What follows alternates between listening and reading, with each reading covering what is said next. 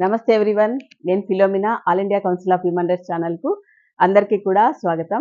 ఈరోజు మన యొక్క ఛానల్‌లో మనము హక్కు ఉల్లంఘనలు ఎలా జరుగుతాయి, ఆ హక్కు ఉల్లంఘన జరగకుండా మనం ఏం చేయొచ్చు అనేటువంటి విషయాన్ని మనం మాట్లాడుకుందాం.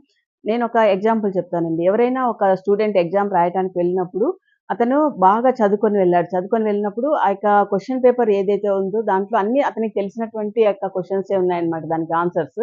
అవన్నీ కూడా ఎలాగ ఉంటుందంటే ఆ క్వెషన్స్‌కు ఆన్సరు అతను స్పీడ్‌గా ఆ యొక్క ఆన్సర్ చేయగలుగుతాడనమాట. అంటే ఎగ్జామ్ బాగా రాయగలుగుతాడు. ఎందుకంటే తను చదువుకున్నాడు. తనకన్నీ తెలుసు కాబట్టి అది ఈజీగా రాయగలుగుతాడనమాట.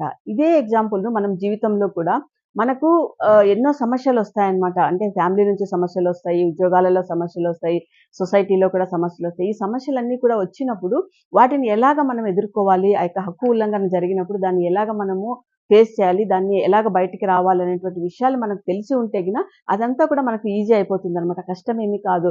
ఎందుకంటే చాలామంది ఏదో కష్టమొచ్చింది అనేటువంటి విషయంలో డిప్రెషన్‌లోనికి పోవడము, ఆత్మహత్యలు చేసుకోవటం ఇలాగంతా చేస్తూ ఉంటారు. కానీ ఇది చాలా తప్పనమాట. ఎందుకంటే జీవించటం అనేటువంటిది మన యొక్క హక్కు అని ఆర్టికల్ 21 చెప్తున్నప్పుడు మనం ఎందుకు జీవించకూడదు? జీవించాలి. అలాగే మనకున్నటువంటి ఆ యొక్క హక్కులను, చట్టాలను మనము వాడుకోవాలనమాట. ఇప్పుడు గృహహింస నిరోధక చట్టం అనేటువంటిది ఉంది. ఆడవాళ్ళకి వాళ్ళకు కుటుంబ సభ్యులతో కానీ, భర్తతో కానీ, ఇంకా వాళ్ళ యొక్క ఫ్యామిలీలో ఉన్నటువంటి వ్యక్తుల ద్వారా వాళ్ళకేదైనా సమస్యొచ్చినప్పుడు ఆ యొక్క గృహహింస నిరోధక చట్టం అనేటువంటిది ఒకటి ఉంది అని ఎందుకు గుర్తుంచుకోము మనము? ఆ యొక్క చట్టం ఉంది. ఆ యొక్క 498 అనేటువంటిది మనల్ని కాపాడుతుందని చాలామంది యొక్క మహిళలు ఎందుకు ఆ విషయాన్ని మర్చిపోతారో ఆ యొక్క సమయంలో. అలాగే చిన్న పిల్లల పైన అత్యాచారాలు జరుగుతాయి. పోక్సో చట్టం అనేటువంటిది ఉంది. ఆ యొక్క చట్టం ద్వారా కూడా ఆ యొక్క వాళ్ళకు తగినటువంటి శిక్షలనేటువంటివి ఖచ్చితంగా ఉంటాయనేటువంటి విషయం కూడా మనం తెలుసుకోవాలనమాట. ఇంకా మహిళల పైన అత్యాచారాలు జరుగుతాయి. గ్యాంగ్ రేపులు జరగడము ఇలాంటివన్నీ జరుగుతాయన్నమాట.